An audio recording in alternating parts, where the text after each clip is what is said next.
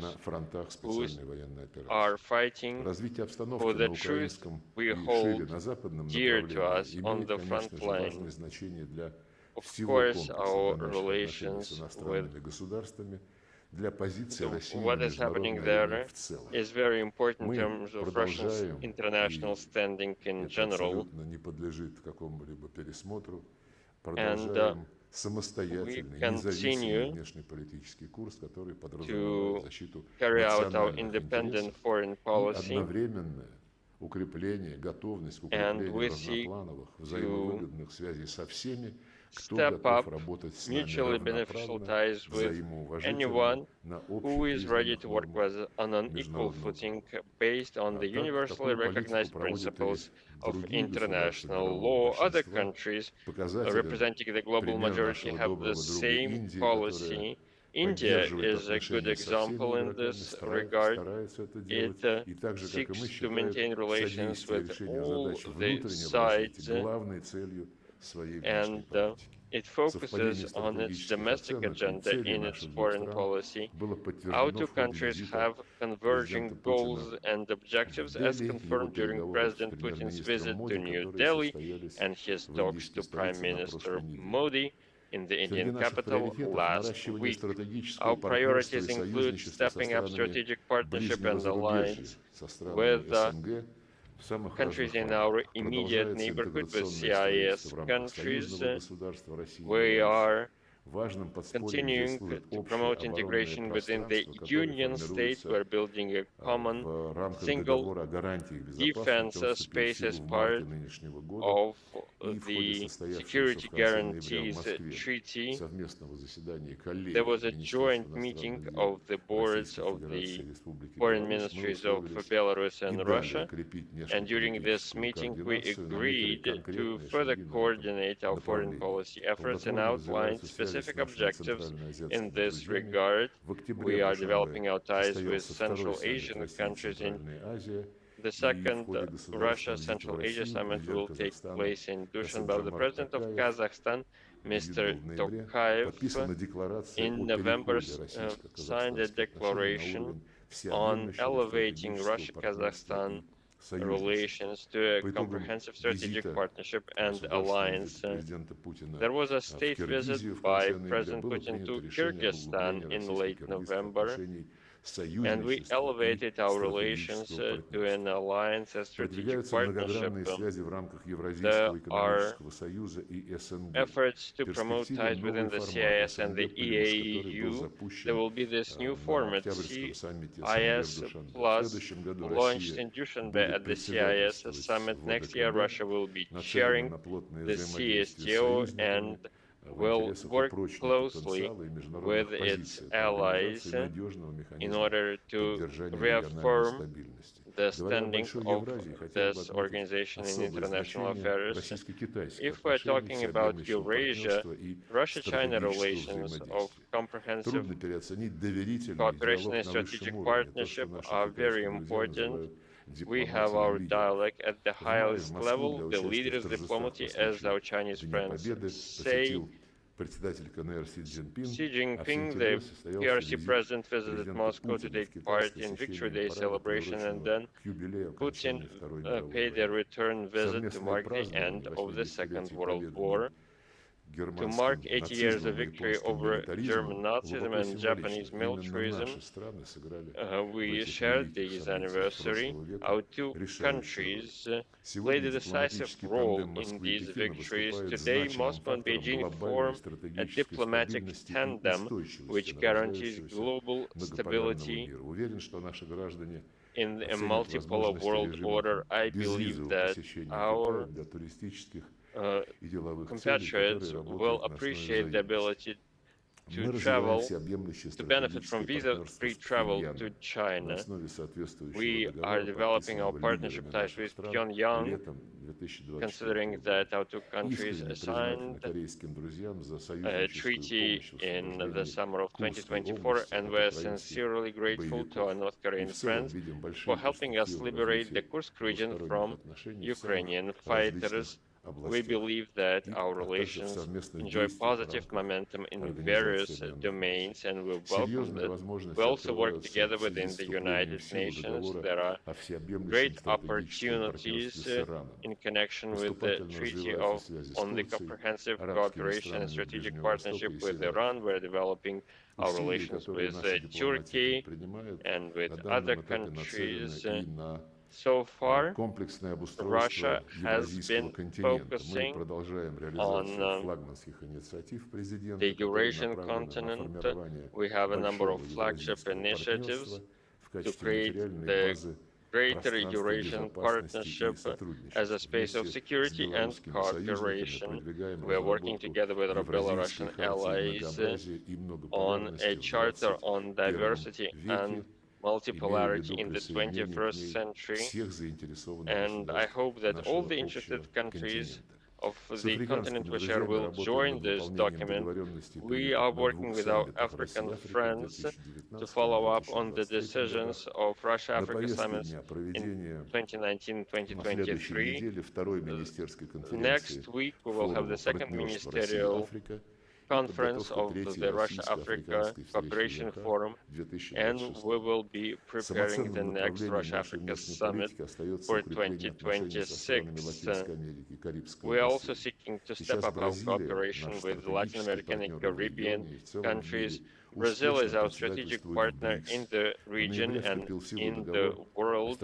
We are working together in BRICS. We have a treaty on strategic cooperation with Venezuela. We reaffirmed our strategic cooperation with Nicaragua, which recognized Donetsk and Lugansk republics, Zaporozhye and Kherson regions as being integral parts of Russia. We have been also proactive in our multilateral diplomacy, including as part of the group of friends to defend the UN Charter, which we created within the United Nations.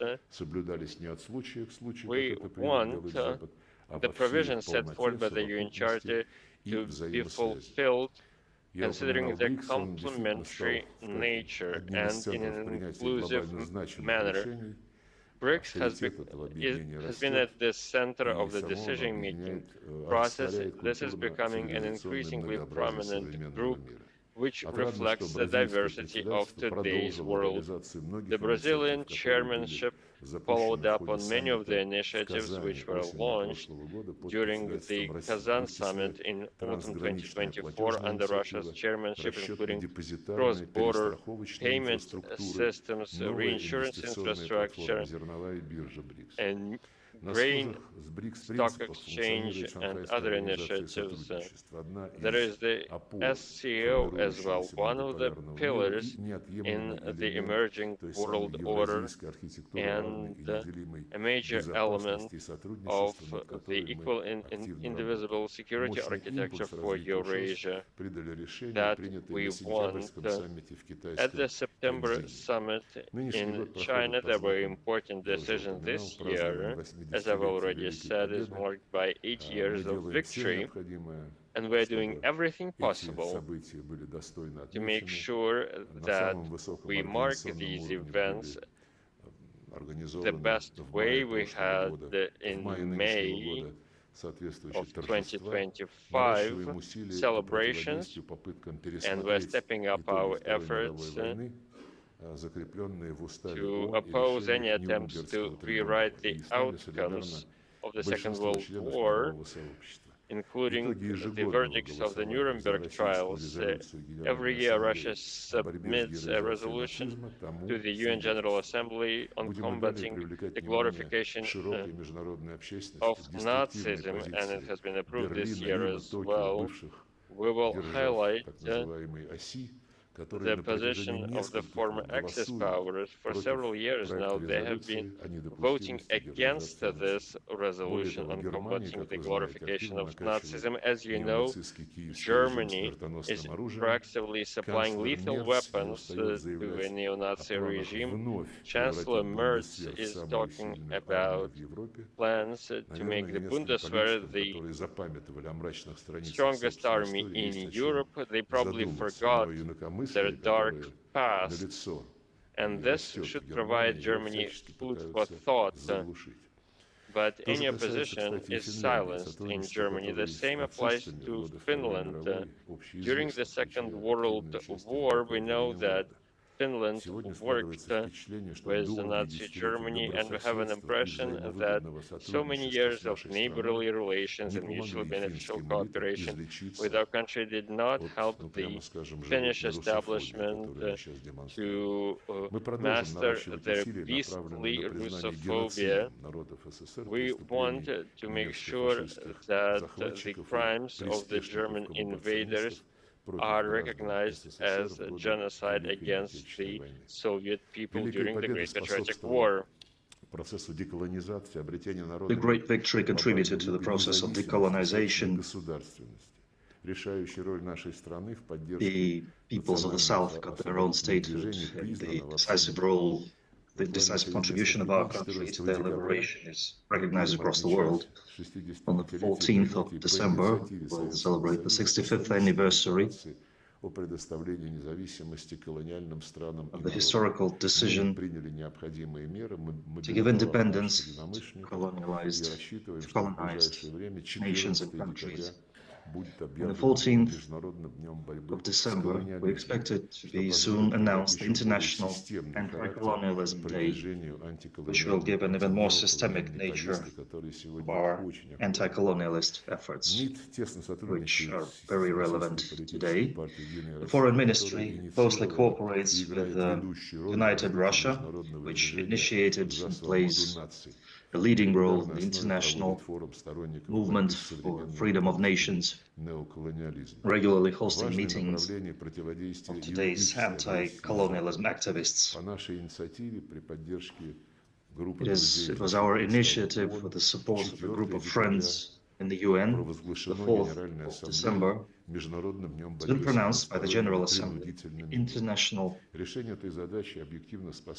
Day of Combating Unilateral Measures. Our efforts to shape institutions, logistics and financial institutions uncontrollable by the West, with all the turbulence of the international arena, we make great efforts to unite the international community in fighting trans-border challenges and threats.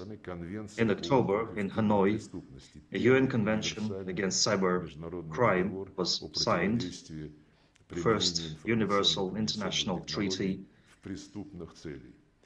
on preventing the use of international technologies in malicious deeds. Countering any forms of discrimination is also one of our priorities. We keep working on consolidating a multi-confessional, multinational Russian world, protecting the positions of the Russian language and cultural legacy of our country.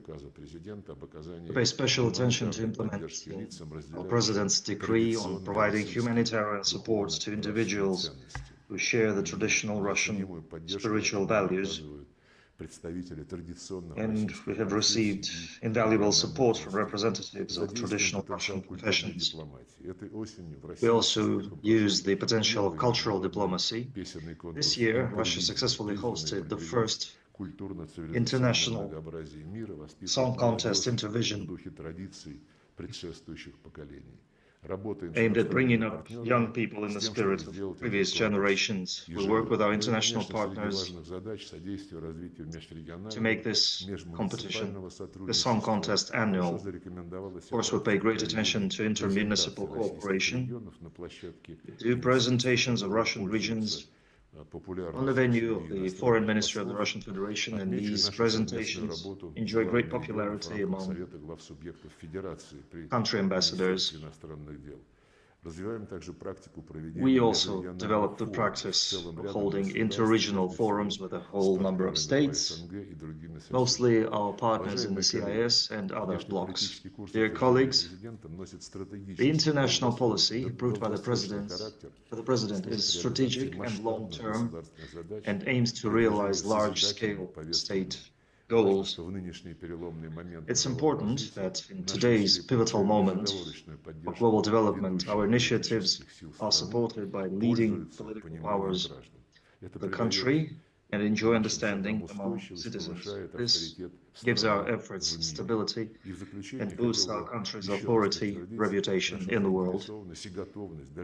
In conclusion, once again, I'd like to emphasize our commitment to joining our efforts with lawmakers and the Federation Council in boosting the positions of the Russian Federation as one of the biggest states in the world, the Eurasia, and one of the centers of the emerging world order.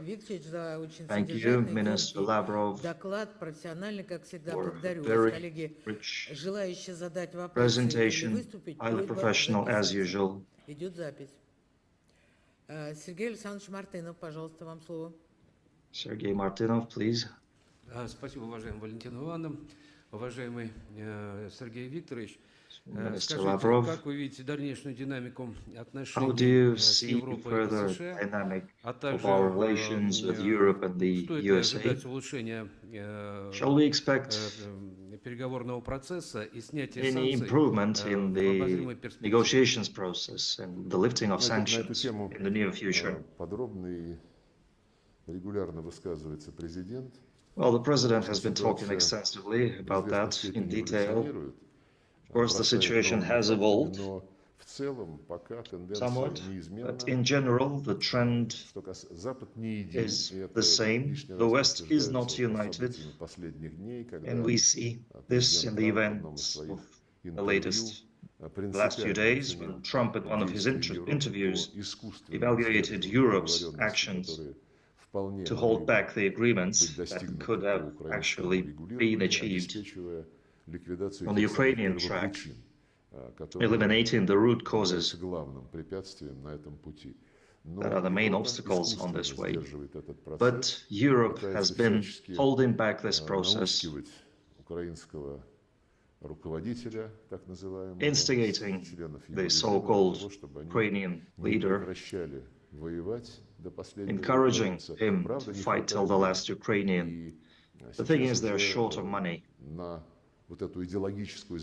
And right now, this ideological agenda is being influenced by money concerns, because there's no other way for them other than rip off the Russian Federation and take, in violation of all international laws, to take our gold reserves. They have no other sources of financing this war. All this given the fact that a whole number of countries, including EU members and opposition parties in NATO countries, recognize the pointlessness continuing to pursue this policy. However, Europe is blindfolded by its desire to deliver strategic defeat to the Russian Federation. Some of them even say in their media interviews that they can't think of a situation when they'll have to swallow the defeat of their puppet, and will have to admit the fact that Russia is reaching its lawful goals. Of course, it's their problems, but they created them for themselves, and they are making them worse for themselves, trying to cling on to the absolutely pointless policy. Against this background, the US is growing more and more impatient. President Trump, who, as I said, was the only one of Western leaders, immediately after taking his office in the White House this January, he was the only one who started showing an understanding of the reasons that made the war in Ukraine inevitable, that are the foundation of the hostile activities taken by the West, taken by ex-President Biden. And now we are seeing the culmination story, this whole story, and the fact that President Trump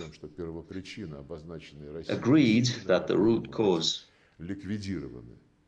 must be eliminated, and that's the inadmissibility of Ukraine joining NATO,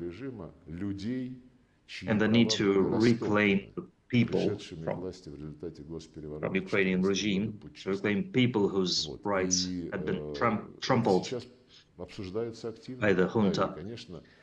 All this is now being actively discussed. And of course, I should mention that the only Western leader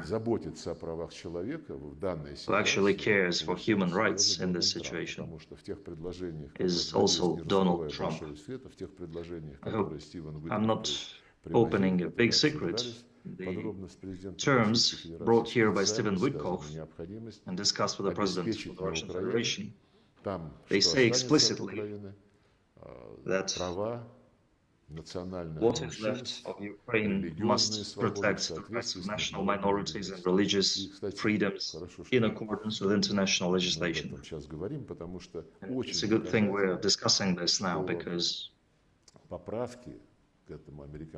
amendments to this American document, of course, they are classified now, but human rights, we can't make secrets of human rights. So the proposition made by the American part about defending all human rights and ensuring religious rights, Europe insisted that they be amended. And their version says differently. The European version calls for Ukraine stick to the rights to minorities and religious freedoms exercised in the European Union. Feel the difference, you see? This arrogance, this holier-than-thou attitude of Europe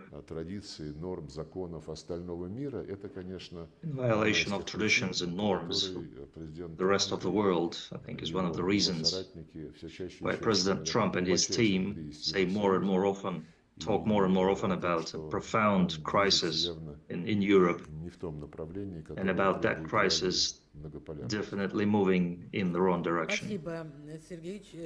Thank you. Thank you. Oleg Zintsov, please. Minister Lavrov,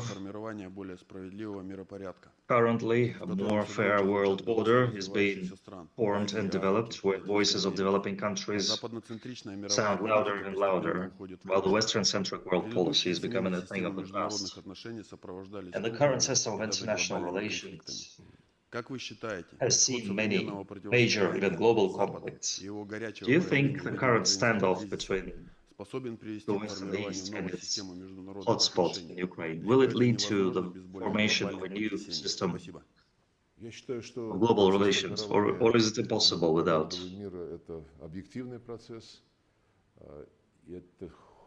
global phenomena? I think it's an objective process. It's the progress of history, it's the result of economic development. You see, when decades ago, soon after World War II, especially after the end of the Cold War, when the West was touting ideals of globalization, in the spirit of Fukuyama's end of history, they were saying that only liberal values will be commonly accepted across the world, and there will be no competition and no alternative to that across the world. And those instruments of globalization were touted and pushed forward across the world, not as just Western standards, but as global human values. I don't know who exactly that was, but 20 or 30 years ago, someone said, a Washington official said, that dollar is not American property. It's a common good that oils the gears of the world's economy. I said in my introduction speech, President Trump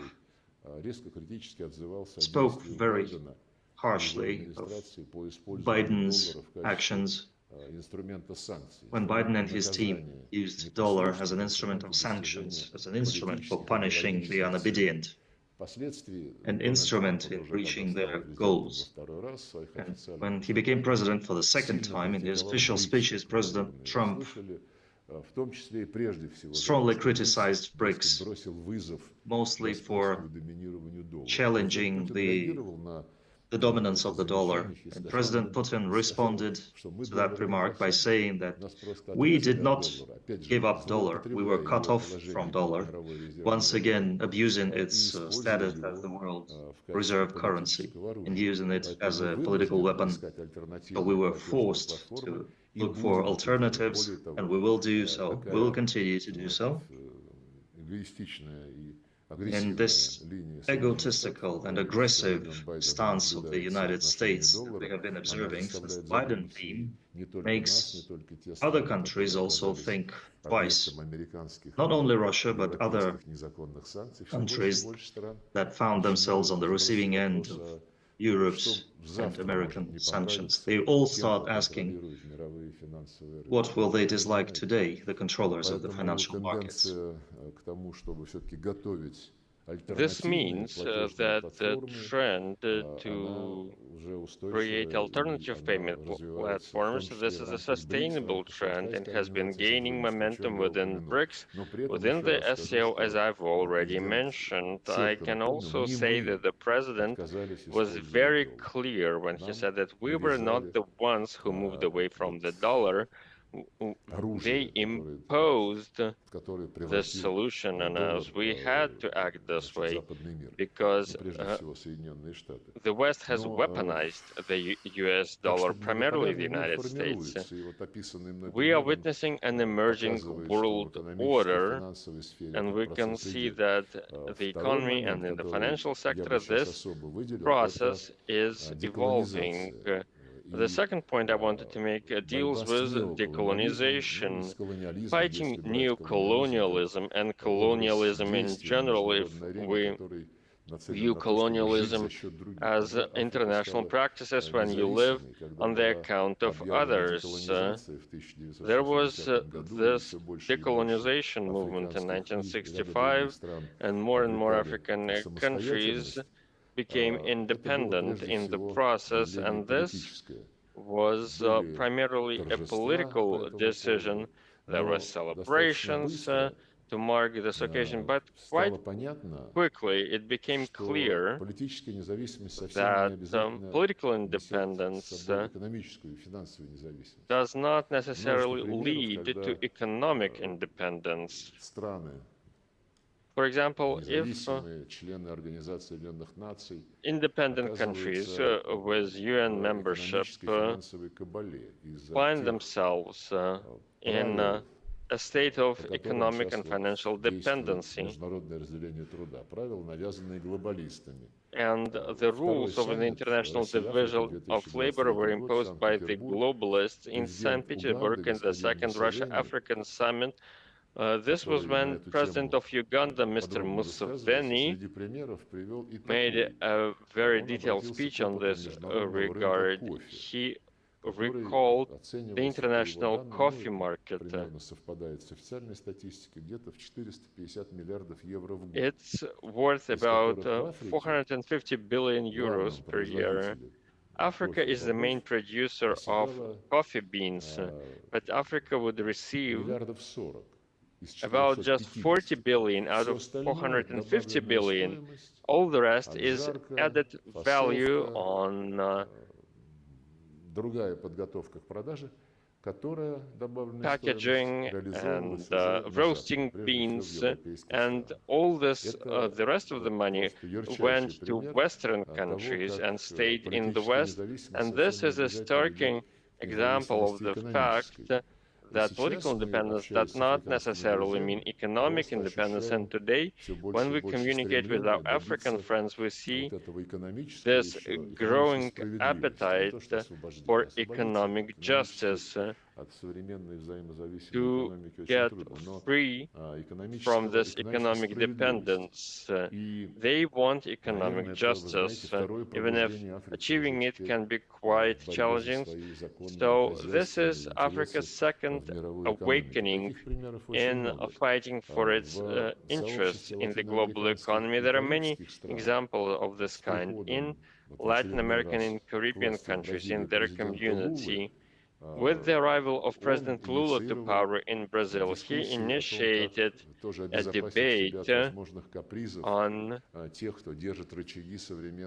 defending the country from the whims of the international financial system and those who run it. So these processes are gaining momentum. And the main tenets of globalization have been discredited, and we can all see this. We all know this. Principles like fair competition, private property, the presumption of innocence, and many other principles have been trampled upon when someone had to punish the Russian Federation. But for what? For many years we have been warning our Western partners, and we were forced to launch a special military operation. So the Western-led globalization in the post-Cold War world order is becoming a thing of the past. Instead, we're witnessing the fragmentation of the global economy. More and more countries understand that regional mechanisms provide better frameworks for development. This is why we focus in our latest foreign policy concept in Eurasian security and building a Eurasian cooperation framework by creating this greater Eurasian partnership in transport and logistics and other sectors. This meets the agenda that we are and the vision that we have and reflects this Eurasian approach. More and more countries are interested in joining this process. The President has articulated our goals in this regard, and I already mentioned the way we work with our friends in Belarus. They hold the Eurasian Security Conference in autumn. I took part in all three of them. The fourth one will take place next year. There is growing interest among Asian countries to this conference, as well as from the countries in the west of the Eurasian continent. My colleague and friend Petr Siarto, the Foreign Minister of Hungary, takes part in this conference regularly. There are representatives of Serbia and Slovakia, and I believe that this will become an increasingly high-profile event. This goes to say that multipolarity, a multipolar world order, is not just words that we put on paper in the UN Security Council. What makes this multipolarity strong is that it is an imperative. It is an imperative in terms of rethinking the legacy of globalization. Why China has been designated by the main competitor as the main threat? Because there was a time when China accepted the rules of the game as part of this globalization process that was supposed to benefit everyone, and China accepted these rules and started fine-tuning its mechanisms for becoming an active participant in these processes, and it sprinted ahead of those who invented this globalization, and while playing by their rules on their field. And now the Europeans and the United States complain that China makes very good high technology products at lower costs. So all these international projects that were advertised as common good, their sole purpose is to benefit from them.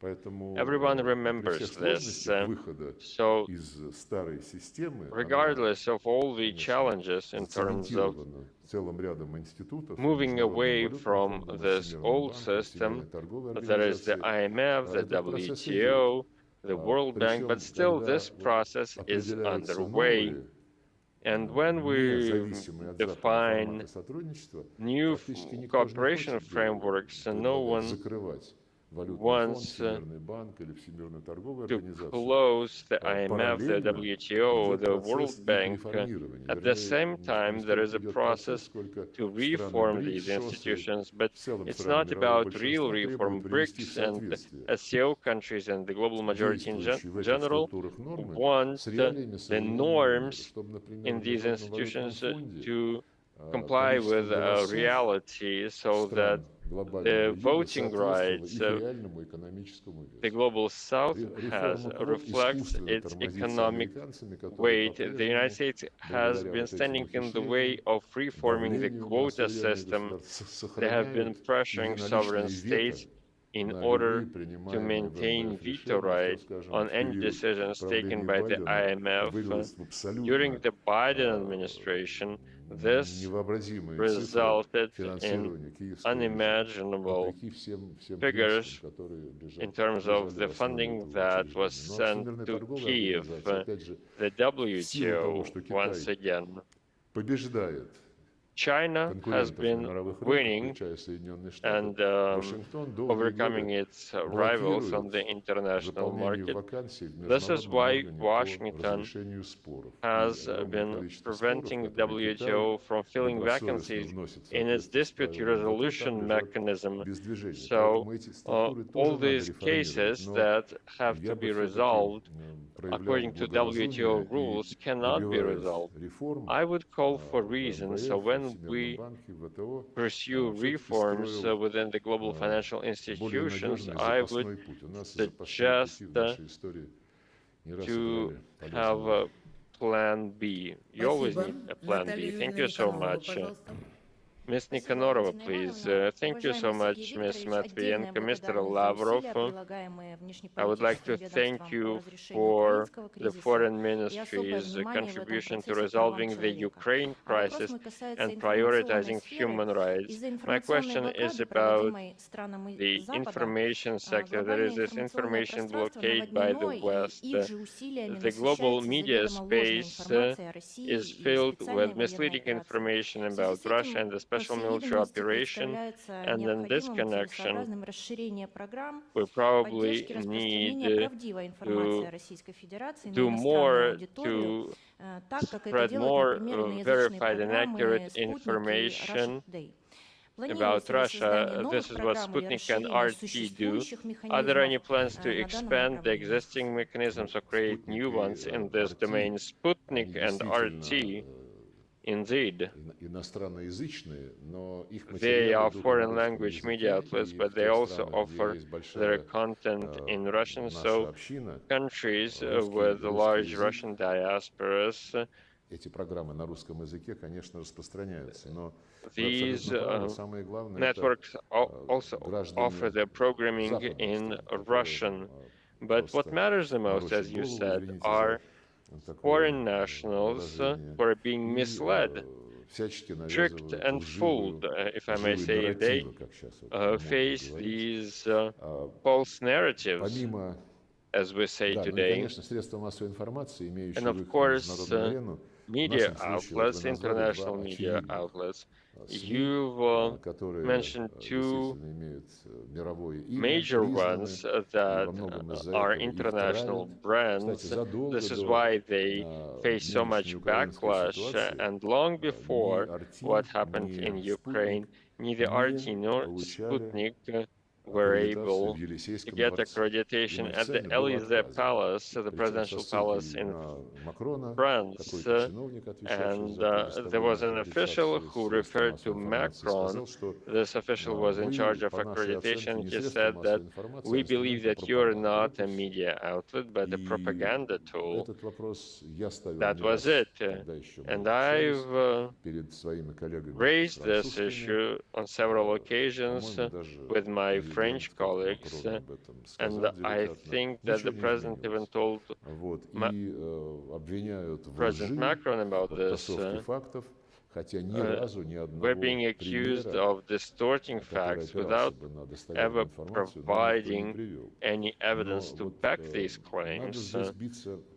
In this regard, we need to do everything to support our broadcasters, which of course are a minority in the global media sector, and we need to support Western media outlets that are becoming increasingly reasonable. There are media outlets of this kind. They must be able to draw conclusions independently, and there are those who are capable of doing this, but we also need to work on the diplomatic front to achieve the truth, and we already know what happened in Bucha.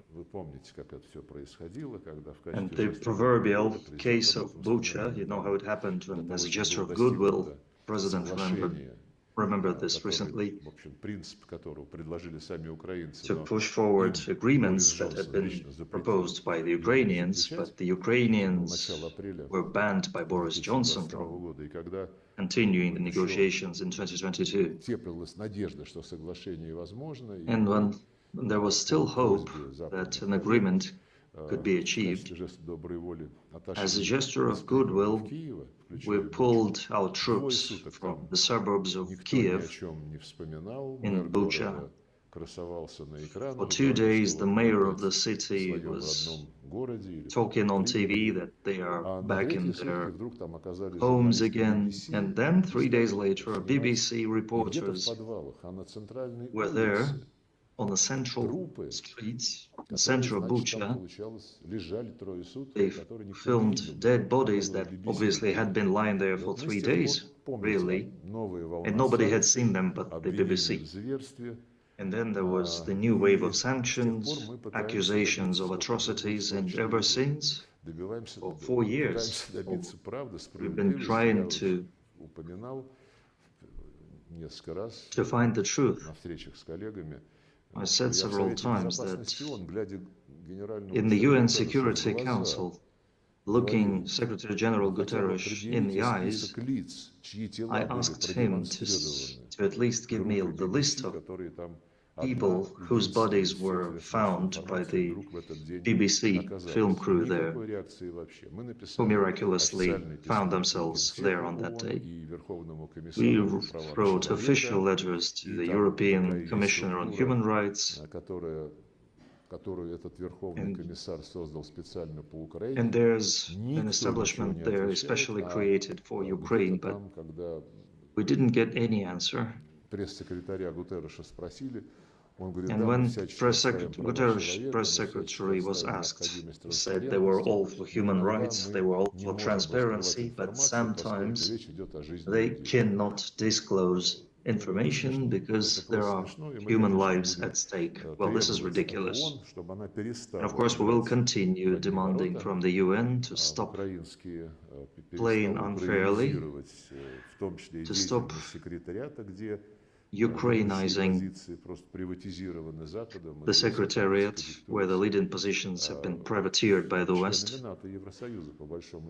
and the NATO and the European Union, all the key positions. Of course, Russia has the Deputy Secretary General on combating terrorism. China has Deputy Secretary General on matters of social and economic development. But political matters, peacekeeping matters, humanitarian matters across the world, matters of ensuring security within the UN, I mean, all mechanisms that actually determine the activities of the Secretariat and budgets, they are all in the hands of the West. And they've been abusing it more and more. We have been talking about this And we have to think about the future of the United Nations so that, God forbid, it doesn't go the path of the OSCE. So I absolutely agree with you. Support of mass media, defending the truth, and pushing inconvenient questions on international platforms would add to that parliamentary diplomacy. It's a very important instrument. There's also Maxim Grigoriev.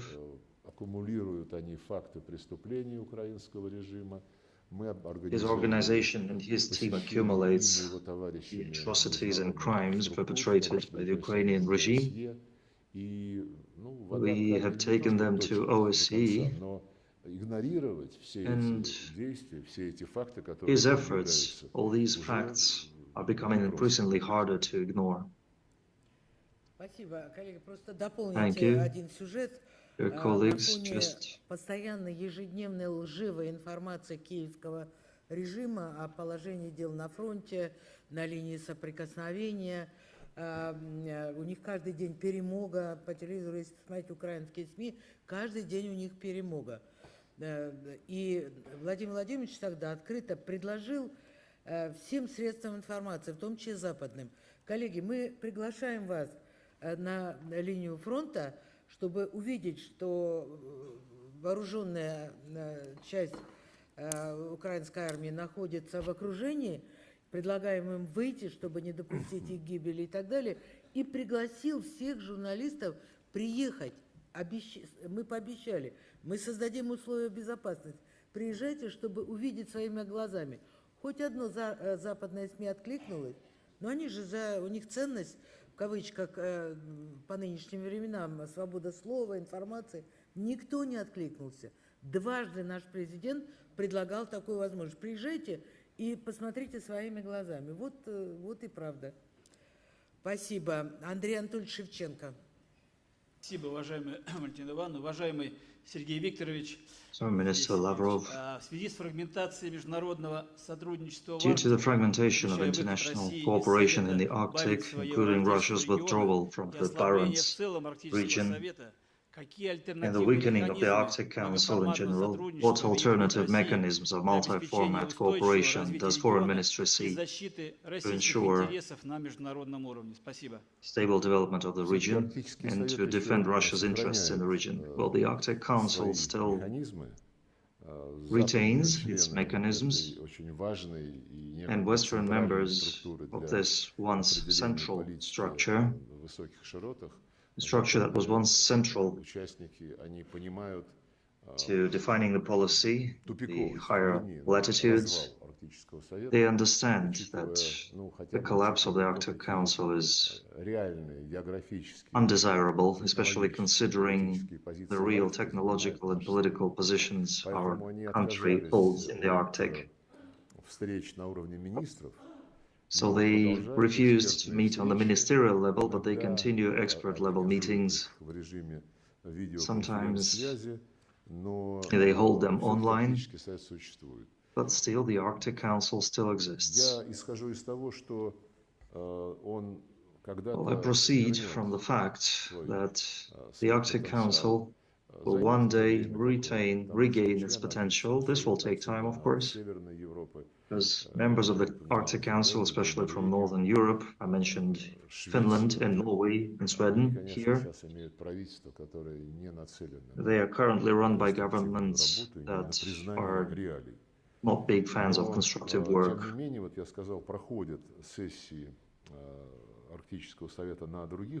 But still, sessions of the Arctic Council on other levels are taking place.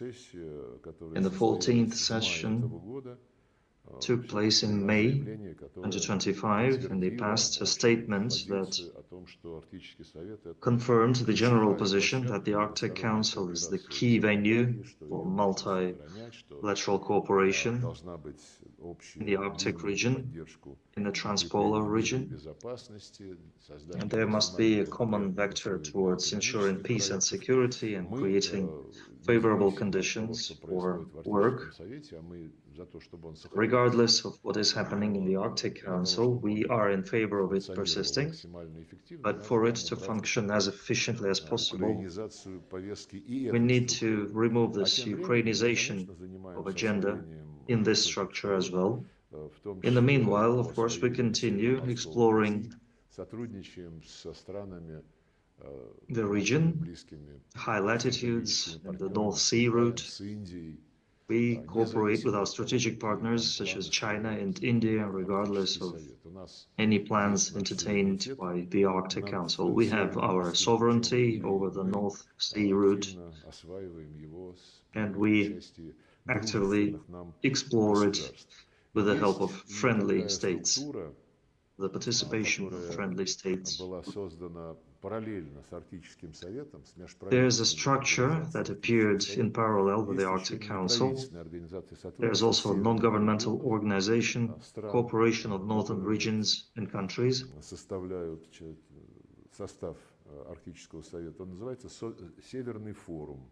It's called the Northern Forum, and there's also the Arctic Economic Council. It's a business community. All this was harmonized with the program work of the Arctic Council, but with a certain slowdown in the work of the non-governmental organization, these structures keep functioning. And of course, the Arctic topic, the topic of the Arctic is regularly discussed at the St. Petersburg Economic Forum to an extent. And there's also our brand, Arctic Territory of Dialogue. It's an Arctic forum that convenes regularly.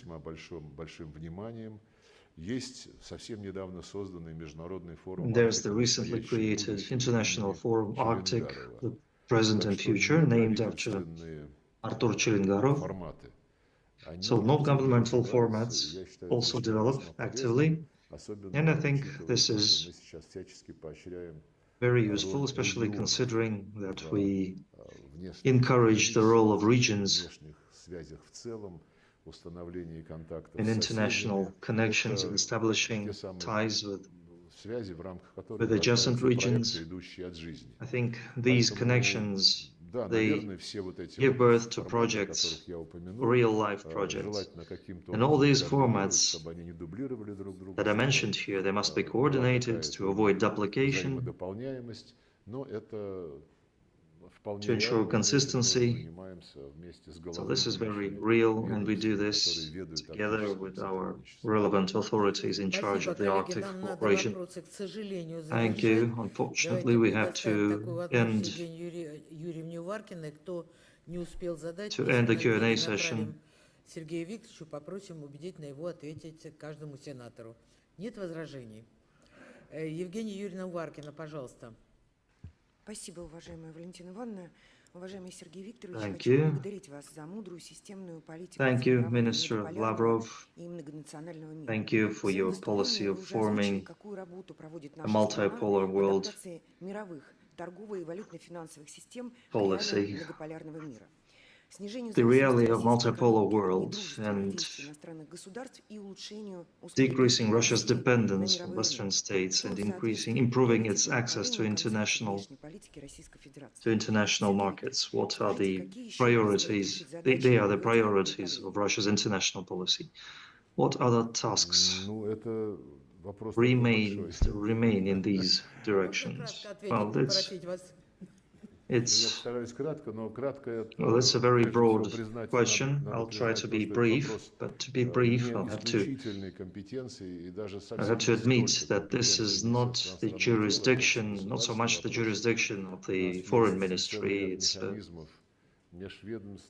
an all-Russian issue, and we have a whole number of mechanisms, intergovernmental commissions on all key tracks. Recently, we had this Council on National Projects and Strategic Development.